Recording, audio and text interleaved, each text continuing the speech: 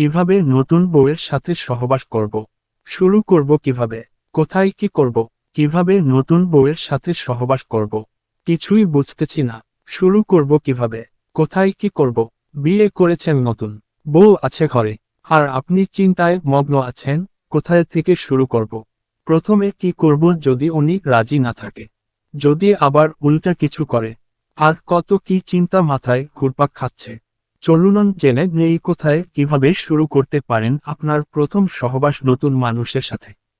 প্রথমবারের সহবাসের আগে অবশ্যই আপনারা একে অপরের সাথে আগে পরিচিত হয়ে নেবেন। তার থেকেও বড় কথা, আপনাকে ওনার চোখে চোখে চোখ রাখুন। তারপর নাম জিজ্ঞাসা করুন। ফেসবুক চালায় কিনা? চালালে ফেসবুক আইডি নাম কি? কখন খেয়েছে? আপনাকে আগে কখনো দেখেছে কিনা? কখন কি করেছে?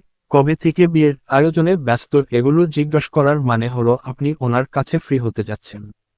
কিভাবে নতুন বউয়ের সাথে সহবাস করব?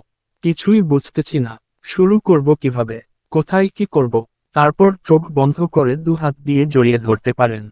আবার চোখ খোলা থাকলে শরম লাগতে পারে। আর একটা কাজ করতে পারেন, সেটা হলো ওনাকে চোখ বন্ধ করতে বলতে পারেন। তারপর আপনি জড়িয়ে ধরে কপালে কিস দিবেন। তারপর জড়িয়ে কিছুক্ষণ শুয়ে থাকতে পারেন। তারপর আস্তে আস্তে লিপ কিসিং শুরু করতে পারেন। এখন ওনার কাছে জেনে নিবেন উনি এখন সহবাস কিংবা সেক্সের জন্য রাজি কিনা। রাজি থাকলে আপনারা একে অপরের সাথে বিভিন্নভাবে আদর ও ভালোবাসা করবেন। অবশ্যই স্ত্রীর স্পর্শকাতর স্থানগুলোতে আদর করবেন।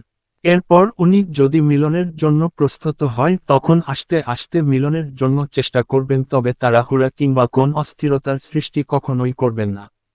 স্ত্রীর সাথে সহবাস করার নিয়ম। স্ত্রীর সাথে সহবাস করার নিয়ম অনেকভাবে করা যায়। তবে যেটি পপুলার নিয়ম সেটা হলো নিচে শুয়ে থাকবে স্ত্রী, উপরে থাকবে স্বামী। এটাকে স্ত্রীর সাথে সহবাস করার ইসলামিক নিয়ম ও বলে থাকে অনেকেই। আবার অনেকে স্ত্রীর সাথে সহবাস করার এই নিয়মকে প্রাচীন সহবাসের নিয়ম বলে থাকে। মাসিকের কতদিন পর করা যায়? মাসিক শেষ হতে যতদিন লাগে ততদিন পর করা যায়। আপনাকে অবশ্যই মনে রাখতে হবে সবার মাসিক সব নিয়ম মাফিক হয় এমন না। ৯৯ মেয়েদের মাসিক অনিয়মিত হয়, মানে কোন মাসে ২৫ দিন পর, কোন মাসে ২৮ দিন পর, আবার কোন মাসে ৩০ দিন পরও হয়। তবে ২০-৩৫ দিনকে স্বাভাবিক মাসিক হিসাবে ধরা হয়। তাছাড়া প্রথমবারের শারীরিক মিলনের ক্ষেত্রে বিবাহিত যুগলের জন্ম নিরোধক ব্যবহার দুজনের জন্য সমানভাবে মঙ্গলজনক হবে। হয়তো কন্ডোম কিংবা খাবার বড়ি ব্যবহার না করার ফলে আপনাদের যৌনবাহিত ছোঁয়াচে রোগ কিংবা গর্ভধারণ ভয়ে মিলনের আসল আনন্দটাই মাটি হয়ে যেতে পারে। প্রথম দিন যৌনবাহিত ছোঁয়াচে রোগ থেকে রক্ষা পাবার জন্য কন্ডোম ব্যবহারের সবচেয়ে ভালো হয়, যদিও এটি ১০০ আত্মরক্ষামূলক নয়। তাছাড়া আপনার স্ত্রী হয়তো মা হবার জন্য মানসিকভাবে প্রস্তুত নয়। তাই বিয়ের পর পরস্পরের শারীরিক সমস্যার ইতিহাস জেনে এবং সন্তান নেয় দুইজনের মতামতের ভিত্তিতে পরবর্তী নিয়ন্ত্রণের পদক্ষেপ নেওয়া যেতে পারে।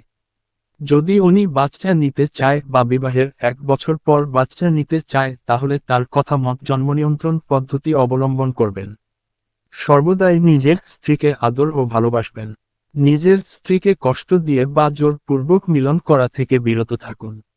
বাসর রাতে কি ব্যবহার করব?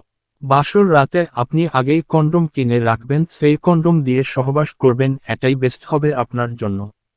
আপনিও জানেন না আপনার সঙ্গী পরিষ্কার পরিচ্ছন্ন আছে কিনা। তাই বাসর রাতে কি ব্যবহার করব জানতে চাইলে সহজভাবে বলতে হয় কন্ডোম ব্যবহার করুন।